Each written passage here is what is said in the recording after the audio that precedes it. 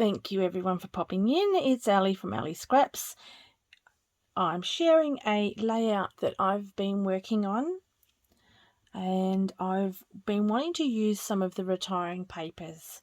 So, and I also wanted to use the gold foil pattern papers or the silver foil pattern papers.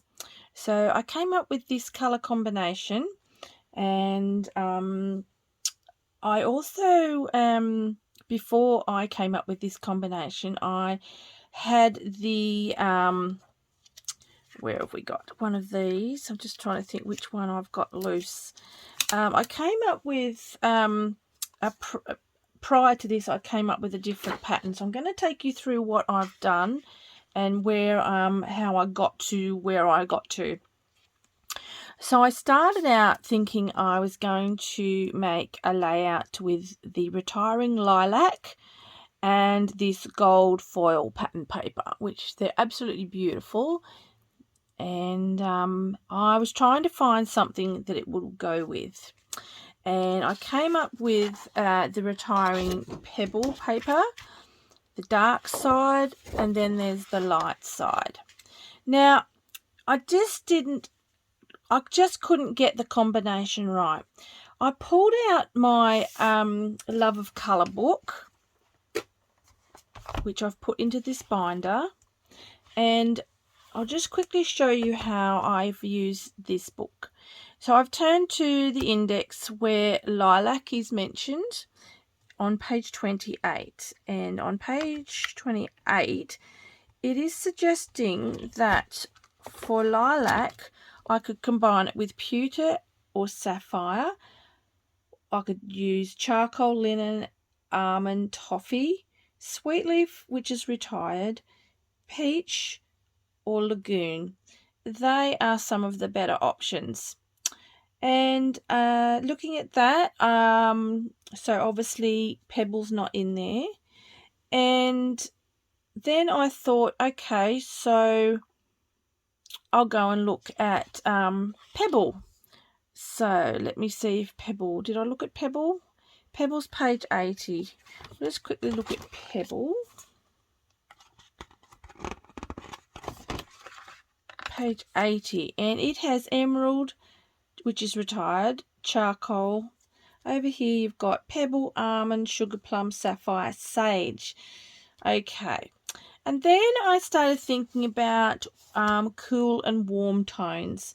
And a lot of these do have mixtures of, like, almond is considered more of a neutral, but it still has that warmth to it, I felt. Okay, so then I was looking at the other retired colours and thought, well, if I've already got these beautiful gold foil pattern papers cut out, what can I do with those? So then I pulled out the peach, and I really loved peach, so I went and had a look at peach. Peach is, I will find it, 12. So I have 2 volumes in here, so we'll just carefully go back to page 12. So looking at peach, it says sage. I thought, right, that's great. Pewter, pomegranate, which is retired. Peacock's now going to be retired too, so that would possibly work. Glacier, fern. Over here there's peach smoothie, espresso, and toffee. Okay, and then I thought, the almond. Let's look at almond. Did I look at almond? I think I did, didn't I? Almond. I looked at. So I looked at almond, ruby, fern. Okay, so there's a few of these colours that are overlapping. Almond, New England, peacock, glacier, sugar plum. Okay, so almond is looking good with some of those. And I got thinking about ruby, and I got thinking about sugar plum, and I thought cinnamon looks really lovely. So let's have a look at cinnamon. Let's see what cinnamon tells us. Cinnamon, page 4. So I had a look at cinnamon, bluebell fern, cinnamon, paprika, sundance, desert rose, peaches here, almonds here, cinnamon, sage, and charcoal. So I started to feel I was definitely on the right track with my colour choices. So I'm sticking to a warmish palette. I feel definitely there's warmth in these colours, and the green is not really a warmish green. It doesn't have it doesn't have a red undertone to it, but it doesn't really have a green undertone to it. But I thought maybe it's a really good contrast. Maybe that's why. So that is what I came up with. So then I thought, what am I going to do for the pebble? So I thought, firstly, I need to cut out some silver foil pattern paper. So let's just move this aside. So then I cut out my silver foil pattern paper, and I brought back my pebble with, now I'm just going to organize. I have off camera cut all these pieces, so let me bring these in. So I decided to cut down the pebble 1/2 inch on two sides, and then I brought back in, as I said, my pieces, and I decided to lay them out to see what I thought, and this is basically what I came up with. So lying them on the diagonal. Now I know that heart is not facing the right way, but wait 1 minute and we will work on this. So I've just sped this up a little so that you don't have to sit through all of this. You can see I'm just arranging the diagonals of my patterns.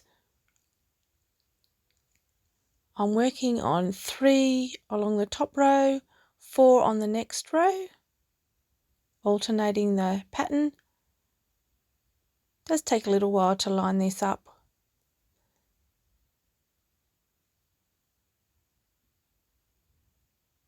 So 3 on the first row, 4 on the next row, 3 on the next row, and then 4 on the bottom row. At the moment the hearts are sideways, and we'll get to fix that up in a minute. I'll show you what I do to fix that. Coming up to my final couple of pieces. They are just sitting in place at the moment while I show you how I've done it.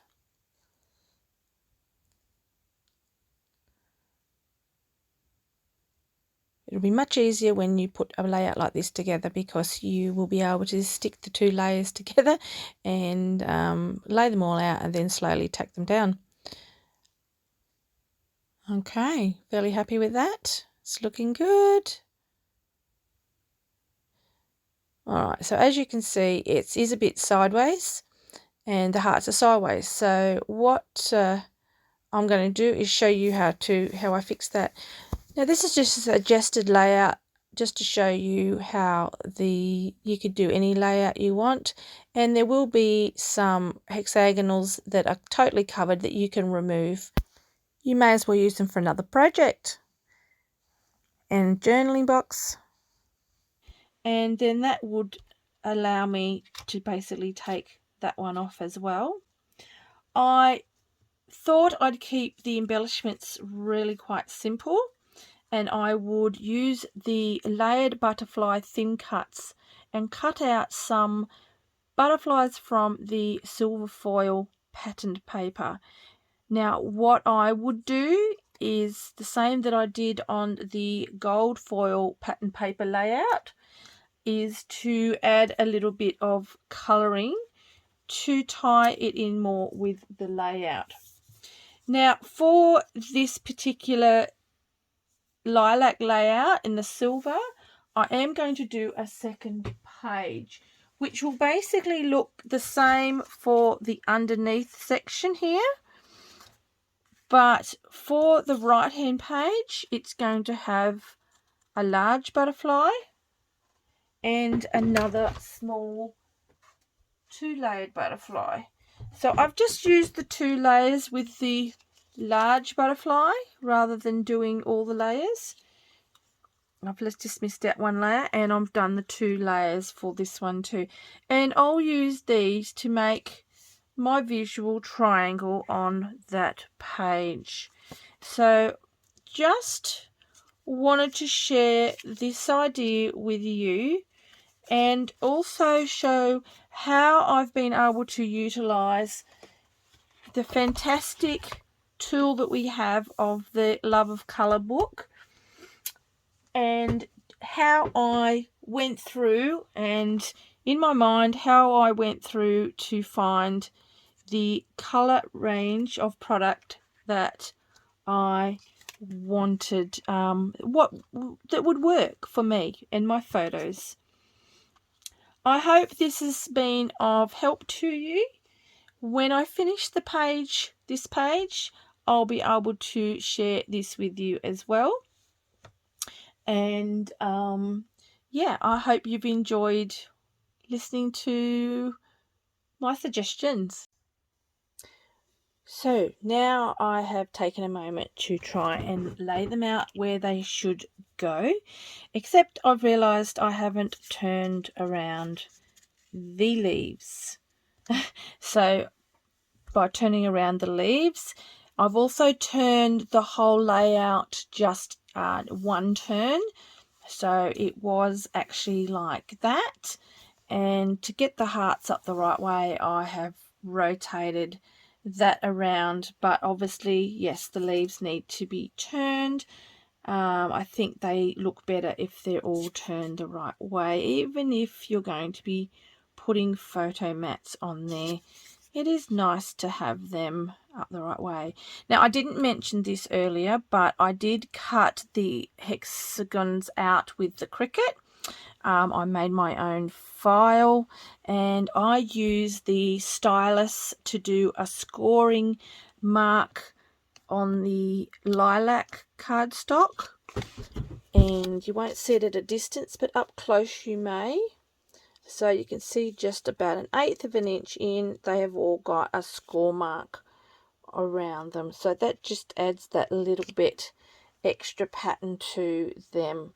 So you can see how they run in diagonals, but you obviously can put them in any sort of pattern you wish. But I thought this one worked out really well. And being hearts, it had to be up the right way for me. So there we go. Just doing a quick close-up to show you the 2-layered butterfly. I did use Distress Oxide inks. On the bottom layer is the Abandoned Coral, and the Seedless Preserves on the top layer. That is with the gold foil patterned paper, and the right hand I have the silver one. I did use leftovers that were on my desk, and this pretty much inspired me to start with the idea of using the lilac paper. So there you go. So from this little butterfly, this beautiful layout emerged. Thank you very much for watching today. I hope this has helped you, and I'd love to see your finished pages if you decide to do this idea.